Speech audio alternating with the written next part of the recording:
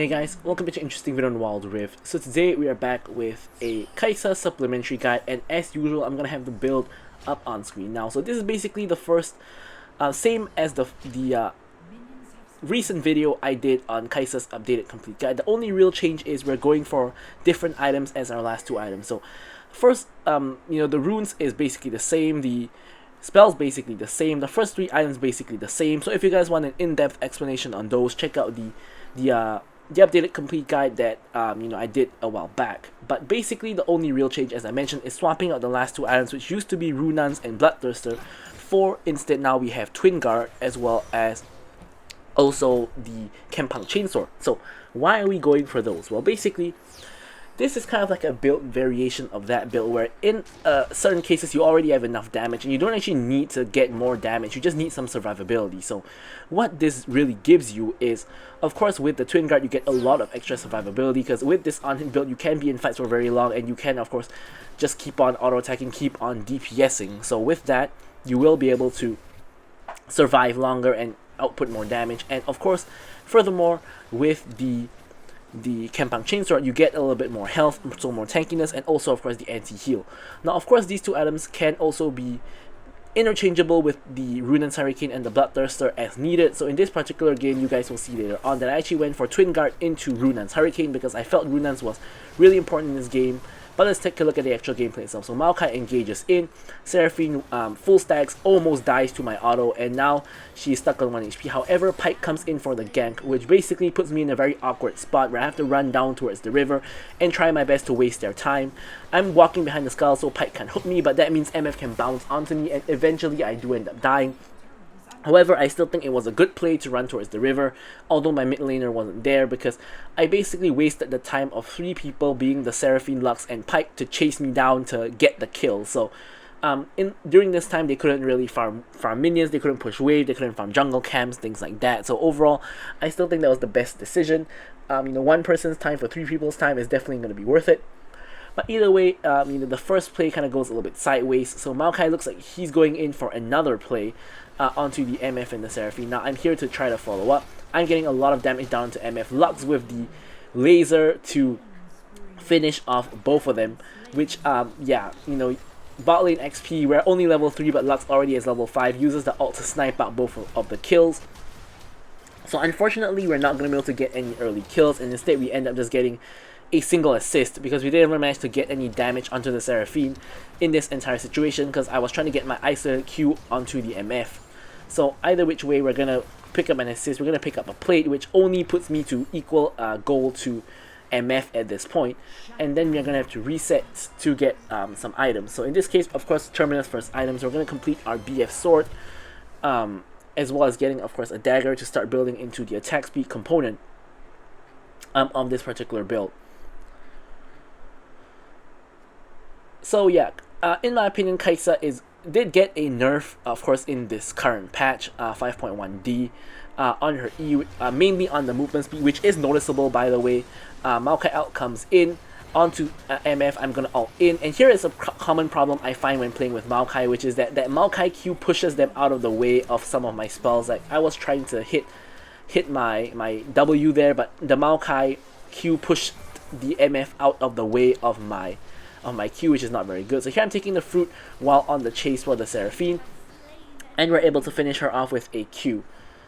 Seraphine of course had no choice but to turn back, because Lux with another amazing ulti to cut off her escape. If she walked that way, she would have just given the kill to Lux. So she did the right thing by walking back, because whenever you know you're gonna die guaranteed, it's always better to give the enemy team less assists, because the more assists they get, the more value that death comes down. Yasuo for some reason tries to go on top of me, does come up with a very nice wind wall, but I'm able to pick up the fruit, get some health back, and Yasuo is now stuck in no man's land. The Q is going to finish him off, and as I run to the tower to ensure he cannot trade the kill onto me.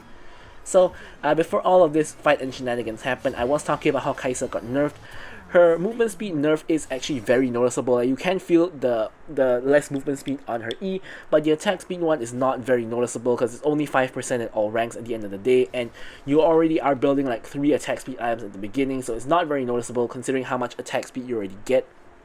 But the movement speed one, definitely noticeable. Here Maokai out comes in again to catch out the enemy bot lane. Flashes come out from the enemy bot lane. Maokai flash comes in as well. I'm going to ult in and finish the kill onto MF as another very well placed Lux ult gets the kill onto the Seraphine. Now this Lux ult, this has to be the most insane Lux I've ever seen in terms of hitting the ulti. Like her cross map ultis are completely insane. Like she's basically been landing every single one. Of course the one on Seraphine didn't actually quite land, but that's obviously because Seraphine chose to walk back, and if she kept walking it would have landed. So it's still like amazing, like 10 out of 10 Lux ults.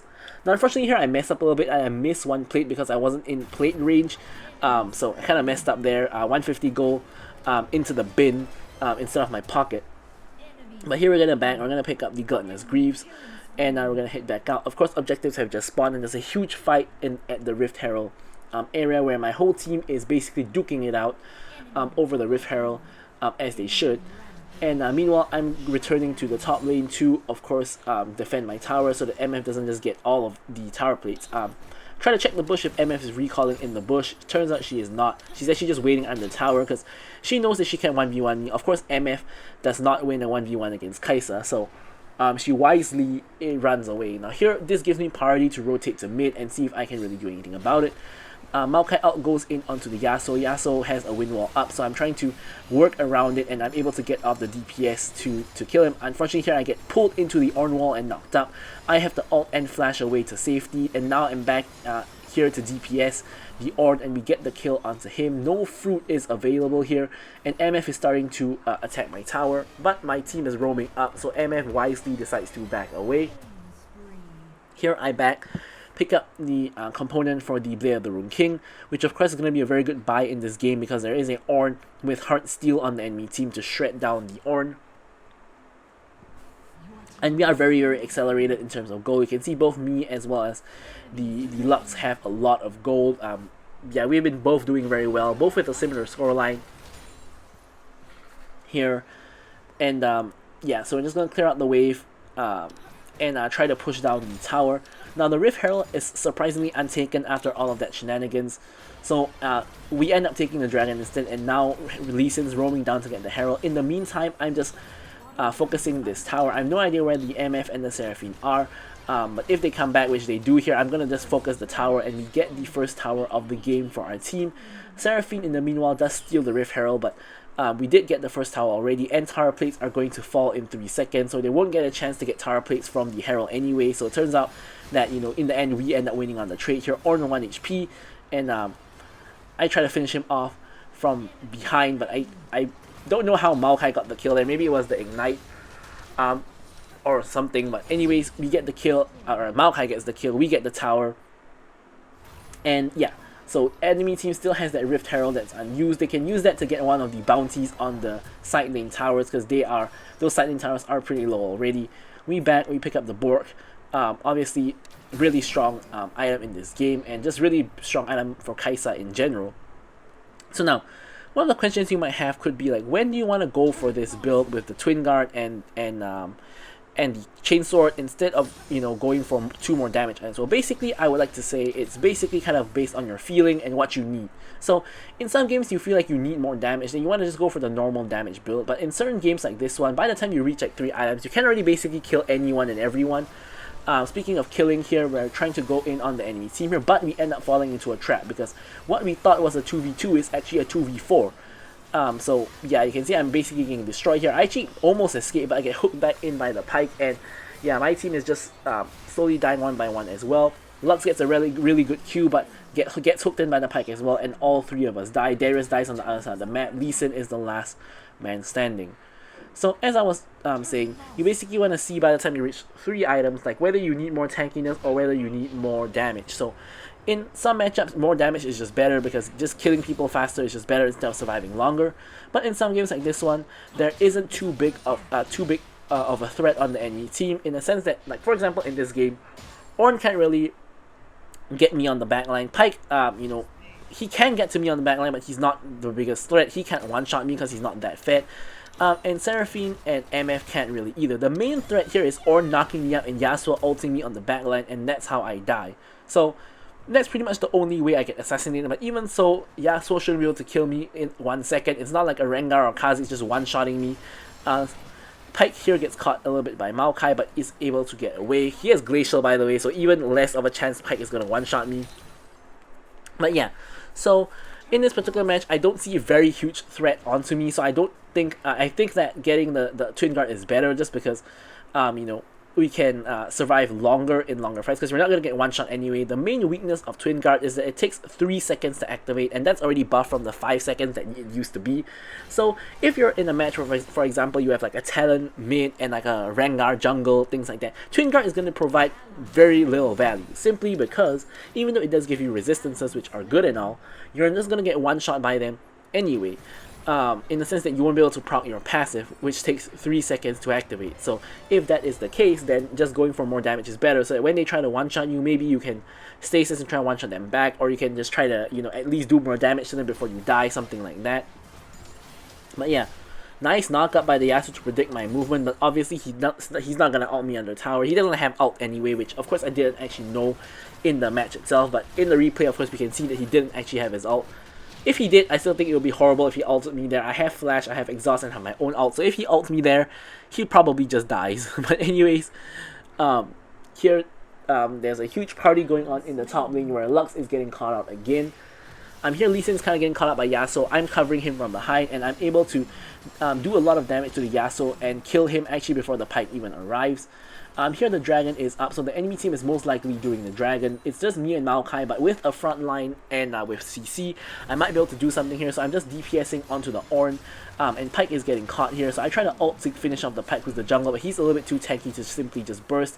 I'm now focusing the MF instead. Maokai gets hooked back in. I'm going to sidestep the Misfortune now. I get hit by the Seraphine ult, and I'm going to have to flash away from the Ornn ult. We did delay a lot of their time though. In the meanwhile, Darius is just split pushing. The dragon is still being contested. I'm trying to lifesteal off of this Gromp to you know, just get some health back before I contest the dragon. Lee Sin is now here. Dragon still not finished. Just finished actually by the enemy team, and I'm just DPSing the Ornn in the backline. Of course, with my Bork, I'm actually doing a lot of damage to him, as you guys can see. I'm actually mainly lifestealing off of him. Even with the Bramble Vest, I'm still gaining some health because he's not actually attacking me at all. And I'm gonna now back. I get the Wit's End, which is of course going to be mainly useful to block Seraphine's damage, and Seraphine is building AP instead of pure support items, so that is gonna help. And of course just the extra healing and the on-hit damage, all very useful as well. So this is where I feel that I have enough damage, because you can see I have enough damage to kill the Ornn. I definitely have enough damage to kill the carries and the Seraphine. Pyke is a little bit hard to kill because he does have Death's Dance as well, so that's like one of the contributing factors. So here Yasuo is running away, and we can't reach him. And here is where I'm saying that we should stop the chase. Like here you can see I'm turning back because I know that if we keep on chasing them in, the team is gonna come. So if I kept on chasing them, I would just die to like Ornn and the rest of their team. But thankfully I did realize that we're gonna run into them if we keep chasing, so I actually stopped chasing and give up the kill on Yasuo. And as a result, I'm able to get out myself with my life intact. Now QSS comes in from me because obviously a lot of CC from Ornn, Seraphine, you know, Pyke, etc. Where we can of course use that QSS to our advantage. And yeah, next we're going to build to Twin Guard because as I mentioned, you have enough damage to kill anyone on their team already, so Twin Guard is just going to be really good. Here we're doing the red buff. Lee Sin comes over and we're going to grab the buff share. Enemy team is making a play in top, and honestly if Ornn didn't show up here, we could have just gone straight onto Baron because the whole enemy team just ran to the top lane. But unfortunately, Darius does die and nothing too much happens. Maokai with a pretty solid ult here to hit multiple people with it. Pyke goes for me in the back line, but yeah, but we're going to focus the rest of them instead. Now here I was actually going for the Misfortune, but the auto target made me actually attack the Seraphine, which is actually I guess fine as well because we just get rid of somebody, but getting a Misfortune probably a little bit more crucial there. So a little bit of a mini mistake here. Yasuo comes in with the Tornado, stands in front of his wind wall, so I actually was able to DPS him for a little bit, and eventually I'm able to finally attack him down. Now I still have my flash, MF is really low, I flash forward, and the red buff ends up picking up the kill onto the MF. So with basically only the Pyke left alive, this was a possible Baron angle if not for the fact that my Lee Sin is dead. So instead of going for Baron, which we can't really because our jungler is dead, whereas the enemy jungler is alive, we're just going to get a reset. and get the components for the Twin Guard. Now obviously both components completed here, so really close to the Twin Guard. And this Twin Guard build, by the way, is used by a lot of the top ranked Kaisas as well, and I do agree with this build, especially when you're building on hit. You can kind of afford to go for Twin Guard, because although it does lower your AD, which does kind of suck, when you build on hit, a lot of your damage just comes from your on hit items and not your actual pure AD. So that's a little bit better than if you're building like a crit build, for example, and you don't really want to lower your AD. Although I have to say that in some circumstances it is actually worth it. Now here we actually start Baron because Ornn and Seraphine are on the wrong side of the map. We have vision on Pyke, and Pyke is not moving, which means that they have completely no vision on Baron. So we actually managed to get the Baron here basically for free. I'm pinging that we should reset instead of try to fight. So I'm the only one that actually resets. I pick up the Twin Guard completion, and I'm just pinging my team to not fight without me, and just push lanes. So here, ideally, we should be pushing more than one lane. Everybody's pushing the same lane, and the fight is kind of breaking out. I'm reaching the fight. Maokai ulti is coming in. Pyke is really difficult to kill, so I'm going to ult into the backline and try for other people instead. I get hit by a lot of CC. I'm QSSing and running out, but my whole team is dying, and basically my whole team other than Lux basically died, and this is kind of what I was trying to avoid, which basically is we got the Baron, but we're not going to be able to use it because my whole team is in trouble. So now Pyke finishes the kill onto Lux, and here you can see I get the kill onto Pyke. I'm just using my movement speed to kite them out, kiting the Ornn out. Now I'm kiting the Seraphine out, and Ornn tries to go on me again. I'm kiting him out again, and like I'm nearly killing Ornn and Seraphine by myself, but obviously I can't just run forward. Now, so this is really the tethering and the spacing to ensure I can't get hit by any of the spells, and ensuring that I'm doing as much damage as I can to them while at the same time remaining safe. So now I'm trying to see if I can do the same thing at Dragon, but I can see Yasuo making his way toward that he will make his way towards me to cut me off, and here he's making his way towards me. So I realize if I engage at the Dragon, I'm gonna get cut off and I'm gonna probably die.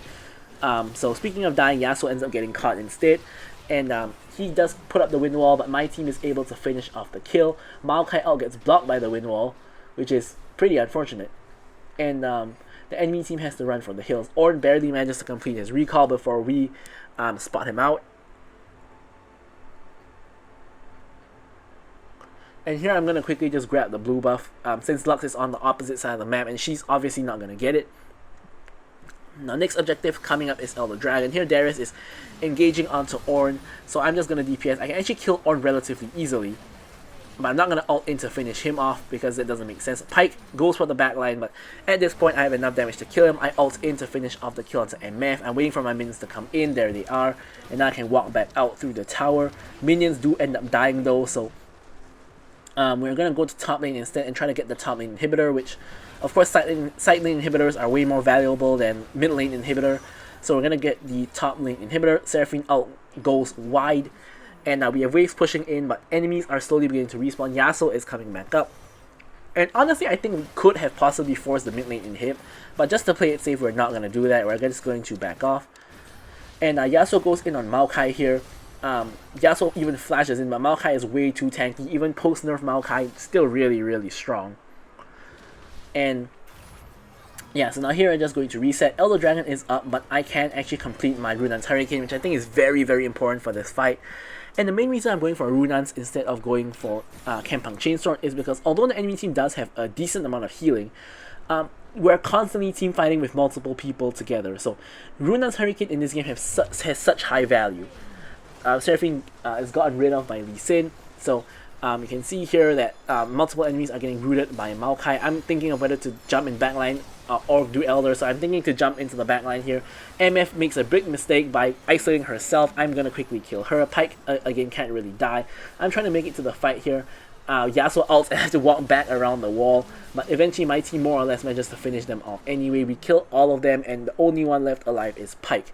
So here you can see Darius is doing the dragon, and I'm pinging him back. Why? Because Pyke is the enemy jungler, so Pyke can simply just come in for a steal. So you can see what I'm doing here which is to zone the Pyke off. I'm not trying to make sure that Pyke cannot steal the dragon, and here Pyke goes to deal with the wave. I'm going to destroy this, but yeah, here I'm chasing Pyke away while Darius is soloing the dragon, and you can see that people are pinging me, which I don't know who he's pinging me, but that guy is an idiot, because if we just focus the dragon and ignore the Pyke, Pyke is just going to come in with a free steal on the Elder Dragon, and that's just going to be a disaster. So now we have so much vision around the Elder Dragon pit. We know Pyke is not coming, so we actually finally managed to get the Elder Dragon. But it's just me and Darius with the Elder Dragon. Now, in an ideal world, we could have waited for 5 seconds for our team to respawn, but it's a little bit too dangerous because we don't know if Pyke could have stealthed through all of the wards and came for the steal, because we only have control ward in the pit itself and in the tri-bush. Actually, no, we had control ward over the wall, so actually it was possible to just wait 3 more seconds, but you know, Darius is not going to do that. Anyways, here I'm trying to start Baron because obviously with Elder, just getting a free Baron is the best play, but my team is kind of trolling again by trying to start a fight for no reason, and a fight that we can't really run them down. So here, again, Pyke is in the vicinity, so again, I'm just focusing the Pyke. Pyke cannot really step in with, you know, very easily. So here you can see I'm just DPSing the Pyke. I get the mark onto them, and I'm ulting into the backline, 1v5 basically, with the Elder Dragon buff. The wind wall actually blocks a lot of damage. I get ulted here, but you can see with the Twin Guard, I don't take so much damage, and I actually survive on 1 HP.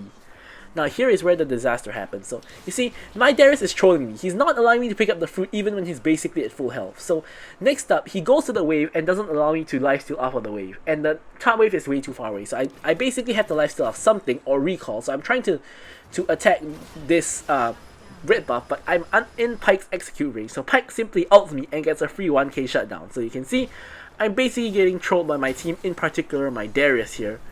And hopefully he dies for it, but he does look like he's gonna survive. Pyke didn't ult him for some reason, but yeah. So here, my team is gonna clean up the rest and might be able to end the game here. We shall see. I think it is a little bit hard to force because we don't actually have Baron. And Maokai trying to end the game gets chain CC'd by Seraphine as well into the MF ult, but does tank up a lot of damage. Lux gets caught and dies, so yeah, we can't really end the game. We kind of need to get the Baron to force the end.